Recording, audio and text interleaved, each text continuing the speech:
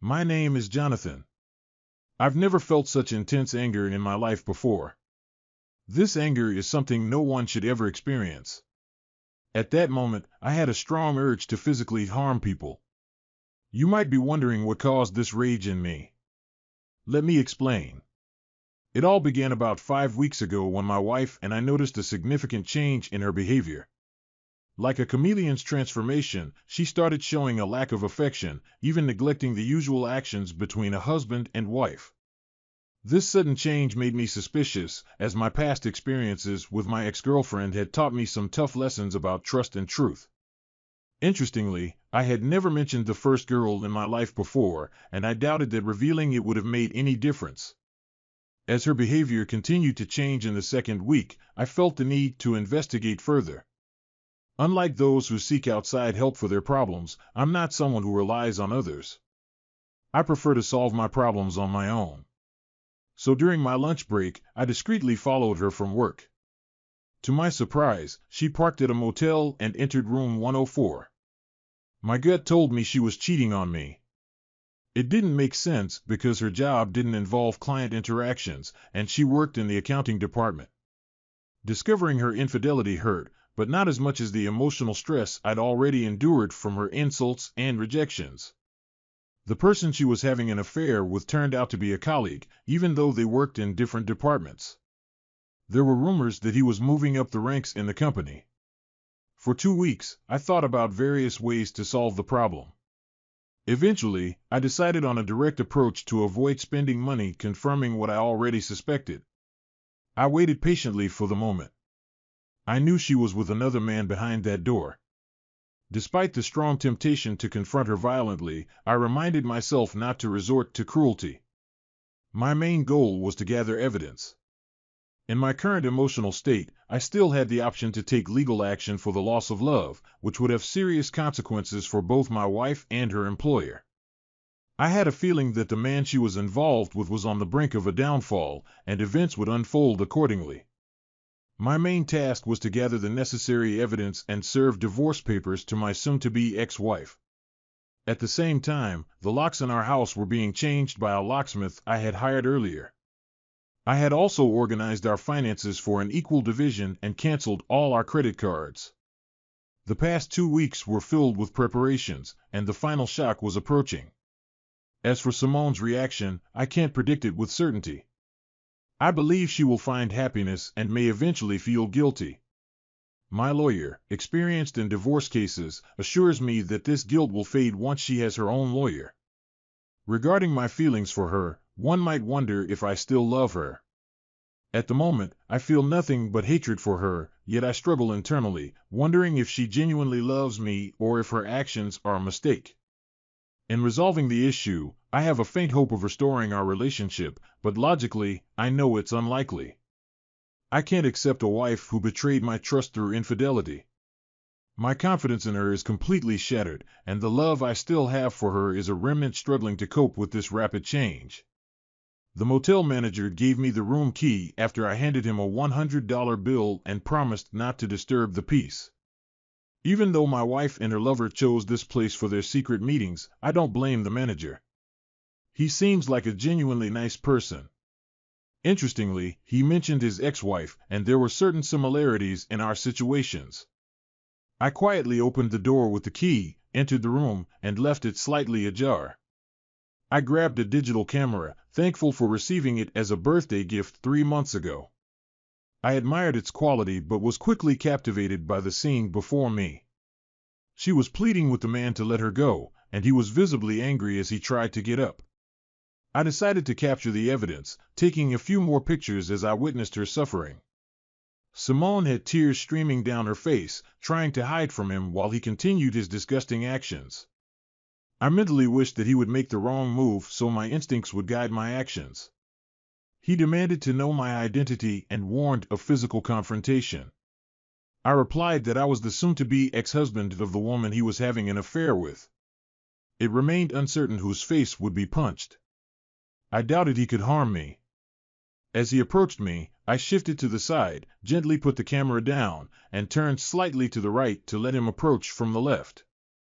Loosening my grip on the camera, I began to turn quickly, raising my hand forcefully. When my fist met his face, he was lifted off the ground by a mix of anger, pain, and trembling. At that moment, I couldn't believe I'd let myself get so needlessly angry, but it seemed like my emotions had overwhelmed my rational thinking. I bent down and checked if he showed any signs of life. When I found a pulse, I felt relieved, which allowed me to relax my tense body for a moment. During this time, I heard Simone talking incessantly. Her words filled the air around us. When I looked at her, I saw that she had suddenly stopped, her voice now muted by fear. It dawned on me that she had never seen this side of me before, this raw and unrestrained version of myself that had been unleashed. I must have looked nothing like the person she saw at breakfast. It was clear that she had betrayed me, and I didn't want anything to do with her anymore. Tears rolled down her face. She sat trembling, hugging herself tightly and avoiding eye contact. She couldn't bring herself to meet my gaze. This behavior had become more common lately, but in that moment, she realized I knew about her actions. The game was up. I noticed a flicker of fear in her eyes when she glanced at me, but she quickly looked away. I informed her that I was filing for divorce, changing the locks in the house, and setting up a bank account with her share of our property. I had given her official notice, making it clear that our relationship was over, and I expressed my gratitude for her lack of contribution. I placed the papers on her lap as she tried to hide under the sheets. She briefly glanced at them and then met my eyes. No words were exchanged in that moment. An unusual emptiness filled the room, but it was clear that my emptiness would be more painful. She realized that no words could mend the situation between us. It seemed she didn't know how to fix our broken relationship, and it had been deteriorating for longer than just the last few weeks. I turned and left, despite her desperate pleas echoing behind me as I walked out the door. "Wait, let me explain, please, Jonathan, please." I kept walking, deciding to shield myself from her gaze. Her eyes were filled with unshed tears, and I knew that turning around would weaken my resolve and disrupt my plan. Numerous unresolved issues and problems had cropped up along the way, making me reluctant to revisit the past. What was once a beautiful union had turned to ashes. When I arrived home, a patient locksmith was waiting for me. He diligently replaced all 3 locks on our doors and reprogrammed the garage door opener. I thanked him for his prompt service and slipped him a $20 bill as a token of appreciation. Sitting at the kitchen table, a place that used to hold fond memories of a loving home, I reflected on the years spent together. Simone's abrupt change remained a mystery to me, as did her disregard for the qualities she had once acknowledged in me. I couldn't grasp her motivations, but I knew our relationship had crumbled in just 5 weeks. Pain and hurtful words had transformed me into a completely different person. Unfortunately, Simone seemed oblivious to this change, just as I had been unaware of her changes. Suddenly, the phone interrupted my thoughts. Glancing at the caller ID, I saw it was Simone's mom. I answered and greeted her. I identified myself as John. To my surprise, Simone's mother, Doris, told me that Simone had come to her in tears, confessing that she had somehow ruined our marriage. Curious, I responded. I explained to Doris that the situation was a bit complicated, and Simone would need to explain what happened today. I mentioned that I found her in a motel room and served her with divorce papers. Doris expressed her confusion and said she didn't understand what was happening between us. I conveyed my genuine sorrow to Doris, telling her that I cared a great deal about her and Sam and that this situation was undoubtedly tough for all of us. I also mentioned that it seemed that things had to turn out this way. Tears welled up as I spoke these words. I held a deep affection for Simone's parents, who had shown me kindness throughout the years of our relationship. Doris's anguish and confusion cut through me. I was relieved that we were having this conversation over the phone. I didn't want them to see me like this. I responded to Doris, expressing my doubts about finding a way to work things out. I continued by emphasizing to Doris that this was a serious issue, a really serious one. The gravity of the situation was causing a rift, and the silence on the other end of the phone suggested that Doris was having a hard time processing this distressing information. I felt empathy for her. Just the previous night, I had shared dinner with Doris, Sam, and Simone had been affectionate and gentle in the presence of her parents. The entire situation had taken me by surprise. When we were driving there, we were arguing. On the way back home, I encountered a distant attitude from John, which wasn't surprising. During the time we spent with Doris and Sam, we portrayed ourselves as the perfect couple to spare Sam from the pain caused by our issues. In hindsight, I should have somehow warned them before taking the steps I did. Sam's health was already fragile due to years of hard work and smoking, which had taken a toll on him. Although Doris was in good health, she was constantly worried about Sam. I deeply regret not letting them know about our troubled situation. A few days later, I received a call from Simone's father, who explained that he needed to discuss something important about his daughter's troubled relationship. He mentioned that Simone had confided in her mother the previous night, and he had been present during their conversation. He asked if we could arrange a meeting to discuss what she had gone through. Due to my strong affection for Simone's parents, I readily agreed to the meeting. During our conversation, Simone's father shared the details of her conversation with her mother and related them to me. He expressed his regrets about me serving her with divorce papers and requested that Simone provide more details about what had transpired. He felt that simply stating that I found her in a motel room wasn't sufficient. He wanted to understand why she was there and who she was with. Simone began explaining, saying that our relationship had deteriorated compared to when we first got married, primarily due to my overwhelming workload with numerous projects. She had discussed this issue with her mother, who believed that my hard work would eventually lead to a well-deserved promotion. Simone continued, revealing that there was more to the story. At her workplace, Greg, a colleague, had discovered a few mistakes she made in the employee records. While these weren't major errors, they were significant enough to jeopardize her chances of a promotion, a salary increase, and hinder her advancement in the company. Exploiting the situation, Greg essentially blackmailed her into having a sexual encounter with him. Despite her reluctance, she decided to take that step to avoid the consequences of her mistake. This was a result of our ongoing relationship difficulties and lack of intimacy over the last 6 months. Simone also explained that it was only after that first encounter with Greg that she realized her eagerness to experience what others had already enjoyed. I had been her only partner, and she'd never been with anyone else. She detailed the first sexual moment with Greg, which took place in his office during a lunch break. Everyone else had left, and she stayed behind. Greg surprised her with a small bottle of her favorite wine along with cheese and crackers. She noted that typically lunch breaks lasted an hour, and everyone would go to nearby restaurants or street vendors for food.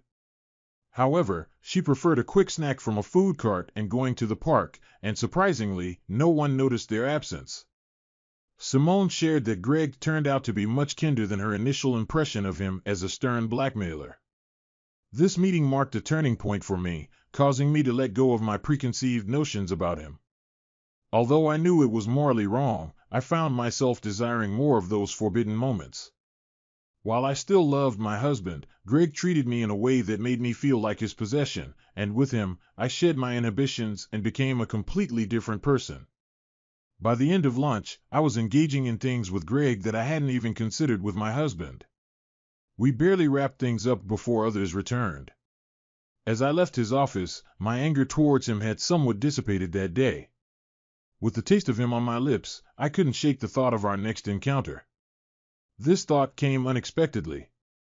Recognizing my desire for Greg, he also desired more than just a one-time encounter. The next day, Greg approached me to discuss it, and we had another sexual moment in his office. During that encounter, I noticed that Greg spoke negatively about Jonathan. These subtle insults continued for the following 2 weeks when we were together, and Greg even suggested that Jonathan might be unfaithful given the situation in our personal life at home. It didn't take me long to adopt Greg's negative view of Jonathan. In the weeks that followed, I noticed myself starting to criticize and belittle Jonathan in front of everyone except for you and Dad. Deep down, I was afraid that you both would catch on to my behavior, so I tried to keep up the appearance of a devoted and loving wife when you and your father were around. But as time passed and our meetings at the motel became more frequent, my relationship with Jonathan deteriorated while my relationship with Greg transformed from a simple sexual affair into a full-blown romance. Greg suggested continuing our meetings at the motel as a temporary solution until we found a better option. He explained that his wife was becoming suspicious, possibly because someone at work mentioned how often we were seen together.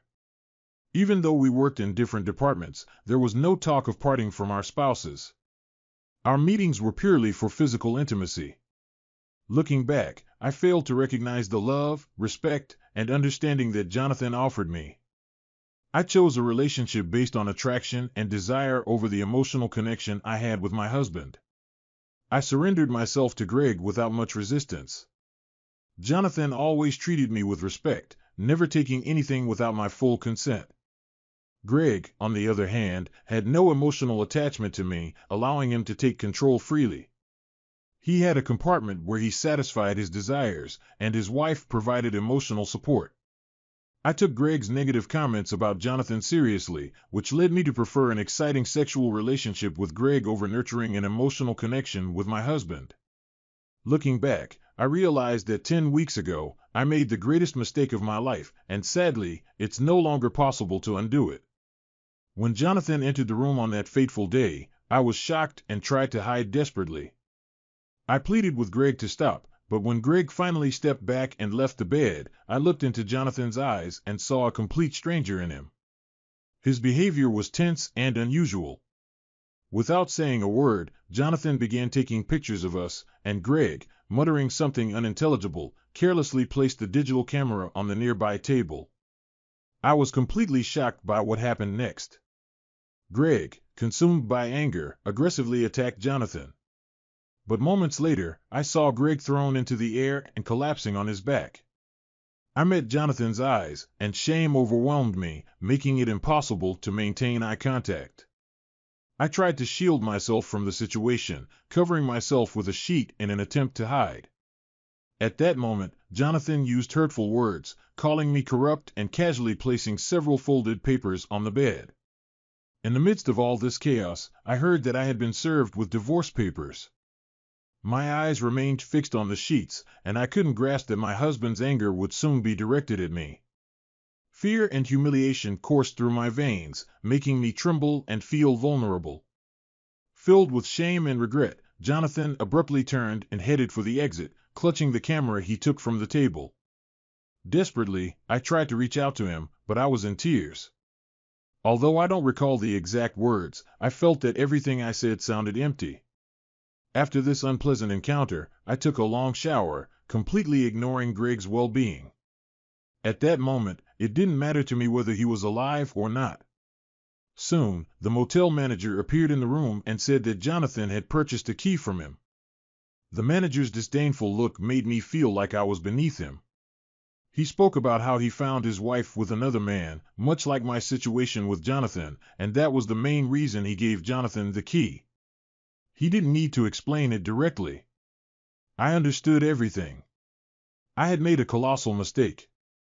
I foolishly lost the most precious thing in my life because I got carried away by a fleeting affair, believing it was something extraordinary. The next day, I went to work, and 3 men were waiting for me in my office: the president, the HR manager, and what I assumed was the company's lawyer. They wanted to avoid legal problems, so they offered me a settlement and let me go. It was an unpleasant situation, but at least it was over. Greg and I no longer communicated after that. It became clear that our relationship was built on deception and manipulation. I learned a tough lesson and vowed never to let anyone take advantage of me like that again. When I left the office, I felt a sense of relief. I might have lost my job, but I had regained my self-respect. From that day on, I resolved to be more cautious and selective about the people I allowed into my life. As for Greg, he would forever serve as a painful reminder of a chapter in my life that I was glad to leave behind. I received a severance package, and that was it. Greg was escorted out of the building by security and handed over to the police. It turned out he was involved in several other serious cases that came to light during the investigation. Greg had significant legal problems, including theft from the company through various means such as embezzlement and falsifying business trip receipts. These actions added up to a grand theft charge. As a result, Greg's wife decided to leave him after a difficult decision. They moved with their 3 children to her parents on the East Coast. Meanwhile, Greg remained in jail awaiting trial. Initially, I was asked to testify, but after discussions with the district attorney's office, it was clear that my testimony could do more harm than good, so they decided not to involve me in the trial. Afterward, Greg's attorney approached me, seeking my testimony to support his client. However, as I recounted the details of how Greg had coerced me into a relationship and manipulated my marriage, the attorney also concluded that my testimony wouldn't be helpful in court. Simone expressed her regret, saying, "Mom, I can't believe I messed up like this." Her mother responded sternly, telling Simone that she had made an incredibly serious mistake. She explained that Simone had not only let down her parents and herself, but had also betrayed her husband, hitting rock bottom. Despite all this, her mother conveyed that she still loved Simone because she was her daughter, but she had lost all respect for her. Sam told me that Doris and he had allowed Simone to stay with them. His voice carried a tone of complete confusion. Hearing this news brought tears to my eyes. I felt for these genuinely good people who found themselves entangled in this unfortunate situation. In retrospect, I had hesitated to inform Simone's parents because I knew it might lead to her getting a warning that could hinder me from gathering the necessary evidence. However, the photos I had didn't hold the key to the court case unless her lawyer decided to take an adversarial approach.